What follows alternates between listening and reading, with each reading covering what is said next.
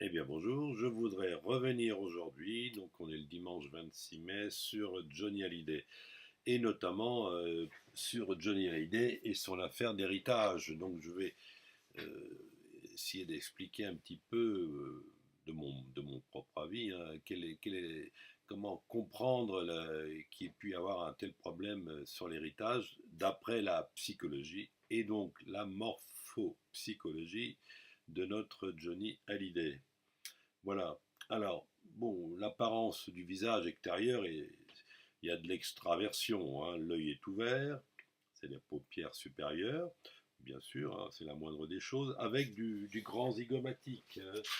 Donc, on a de l'affection, côté affectueux, côté compatissant, bien sûr, altruiste, etc. Donc bon, une bonne qualité de contact, sympathique, notre Johnny, en premier abord. D'autant que la bouche est large, donc la bouche large indique une grande sociabilité.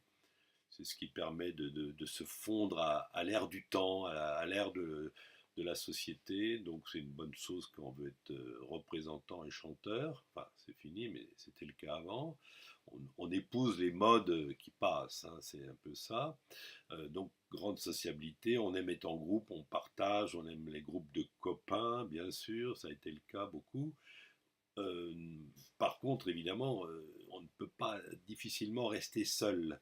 On n'aime pas la solitude et on ne supporte pas tellement de l'isolement.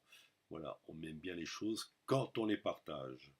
Voilà, première tranche d'analyse. Alors, bien sûr, on passe à l'œil, c'est le deuxième grand récepteur.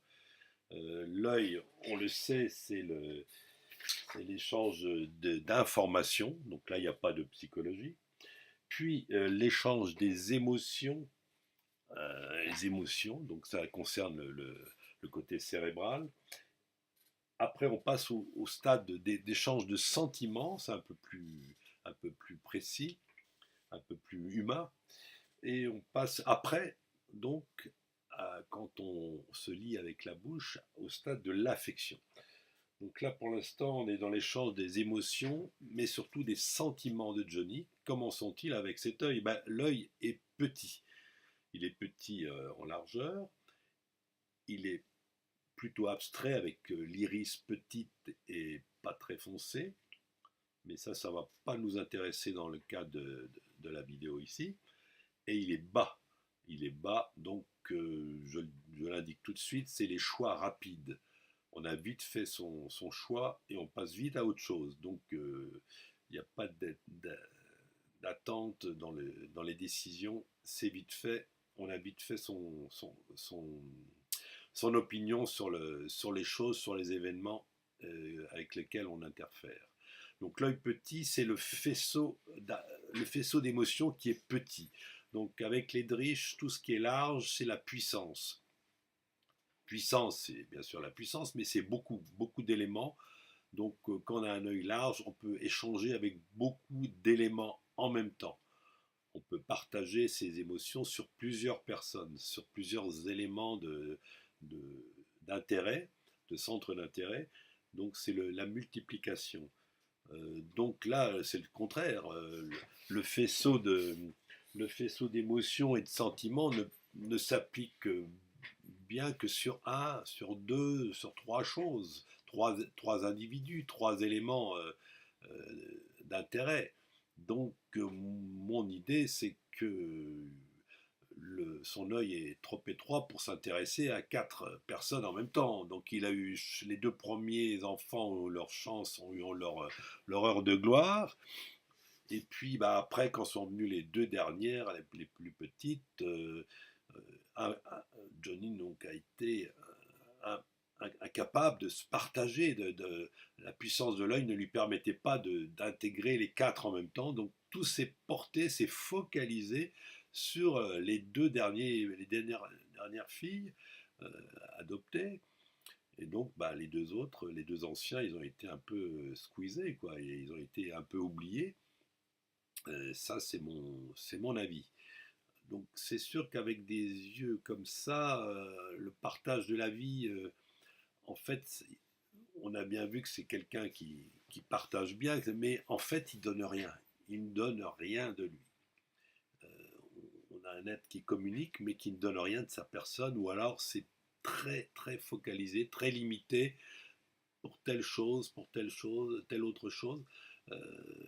En fait, c'est dur de communiquer réellement avec sa personne, tellement le faisceau est limité. Bon, enfin bon, pour la vie quotidienne, c'est pas gênant, mais quand on parle de véritables centres d'affection, là, il y a des problèmes. Hein. Voilà. Donc, bon, en gros, moi, mon avis, c'est que c'est bien tout à fait lui le responsable. C'est pas sa femme, c'est lui. Bien sûr que c'est lui.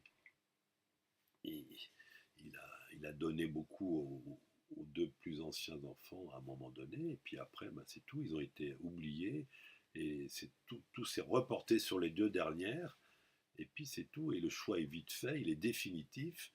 Euh, pas, pas à rigoler, c'est bien lui qui a écrit les papiers d'ailleurs.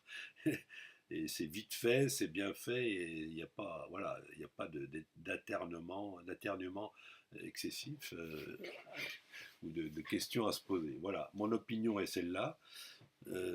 Donc tout vient surtout de l'œil. L'œil aurait été très large, les choses auraient été différentes. Il y aurait eu encore beaucoup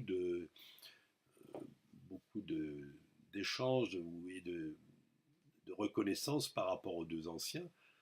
Euh, Ceci dit, il y a aussi la chose à voir dans le temps.